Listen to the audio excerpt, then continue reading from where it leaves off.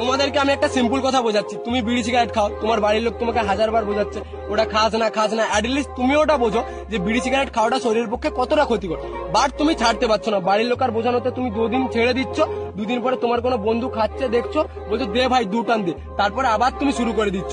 তাহলে তুমি কিভাবে এক্সপেক্ট করছো একটা 12 ভাতারি মেয়ে যে 4 জায়গায় চুদিয়ে বেড়ায় তাকে তুমি বোঝালে সে চোদানোটা ছেড়ে দেবে? তোমার সিগারেট খাওয়াটা যেমন একটা অভ্যাস, তার 4 জায়গায় চোদানো স্বভাব সেটাও একটা অভ্যাস। আর ভালোবাসা বলে কিছু হয় না, ভালোবাসাটাও একটা অভ্যাস। কারোর সাথে কথা বলার অভ্যাস, কারোর সাথে দেখা করার অভ্যাস, কারোর সাথে সেক্স করার অভ্যাস। সেটা যখন আমরা অনেকটা টাইম করে নিই, তারপর সামনের মানুষটা কথা বলা বন্ধ করতে, তখন আমার মাইন্ড বলে যে ওর সাথে কথা বলতেই হবে বলতেই হবে। যেমন আমরা সিগারেট না খেলে আমাদের মাইন্ড বলে যে খেতেই হবে খেতে হবে, ঠিক তেমনই আমরা তখন তার পায়ে পড়ে কান্নাকাটি করি, সে আমাদেরকে অনেক অসম্মান করে, অনেক খারাপ খারাপ কথা বলে, তারপরেও তার কাছে বলতে যাই, তাকে বোঝাতে যাই, তার সাথে কান্নাকাটি করি, যে সে মেয়েটাও তখন বুঝে কি বলে, আচ্ছা বেশ ঠিক আছে ভুল হয়েছে আর করবো না।